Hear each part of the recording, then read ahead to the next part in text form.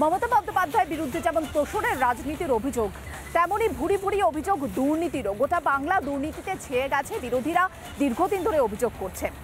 আর এই অভিযোগের ভিত্তিতেই সন্দেশখালিতে আমাদের প্রতিনিধি পৌঁছে গিয়েছিলেন পঞ্চায়েত প্রধানের বাড়িতে, যেখানে শেখ শাহজাহান একেবারে ব্যাক করে দাঁড়িয়ে রয়েছেন পঞ্চায়েত প্রধানকে, কোনোভাবে যাতে তার গায়ে কোনো আঁচ না লাগে তা কিন্তু দেখছেন শেখ শাহজাহান নিজে। আর শেখ শাহজাহানের অনুগামীরা তারা হম্বিতম্বি করে বেড়াচ্ছে। আমাদের প্রতিনিধি হাজি সিদ্দিক মোল্লার বাড়িতে গিয়ে ডাক দিয়েছিলেন, হাজি সাহেব বাড়ি আছেন? বাড়ির ভেতর থেকে ঠিক কি উত্তর এলো, আদৌ উত্তর এলো কিনা, দেখুন স্পেশাল রিপোর্ট।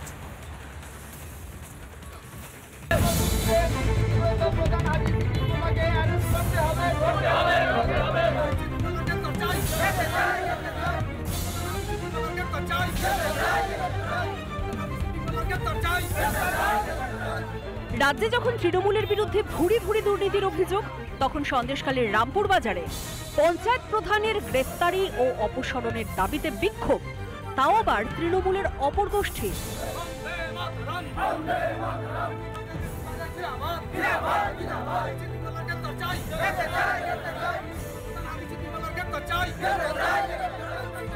বিক্ষোভস্থলে পুলিশের সামনেই গ্রেফতারির দাবিতে স্লোগান দেন তৃণমূলের পঞ্চায়েতের সদস্যরা।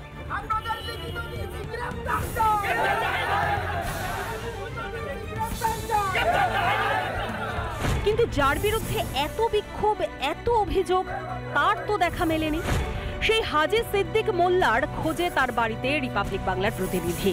প্রধান সাহেব, আমি রিপাবলিক বাংলার রিপোর্টার অর্ণব মৈত্র, আমি একটু কথা বলতাম আপনার সাথে, একটু আসবেন? প্রধান সাহেবের বিরুদ্ধে বিক্ষোভ দেখিয়েছে, একটু কথা বলতাম। একাধিকবার কিন্তু কলিং বেল আমরা প্রেস করছি, কিন্তু তার কোনো সাড়া শব্দ পাওয়া যাচ্ছে না এবং তার যে বাড়ি থেকে কিন্তু কেউ আসতেও চাইছে না।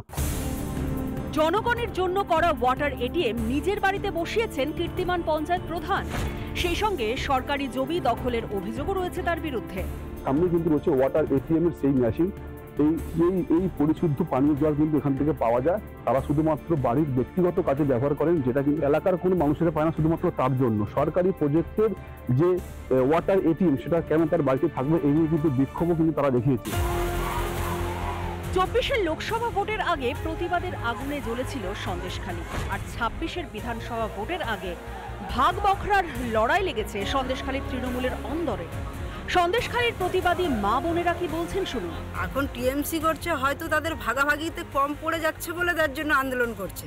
আর সিদ্দিক প্রধান এখনো যা করছে, মানুষকে কোনো কাগজপত্র নিতে গেলে বলছে দেব না, এ বিজেপি করছে, সে বিজেপি করছে বলে এইভাবে করছে। পেতাম না, সেই নিয়ে আমাদের বিক্ষোভ হতো।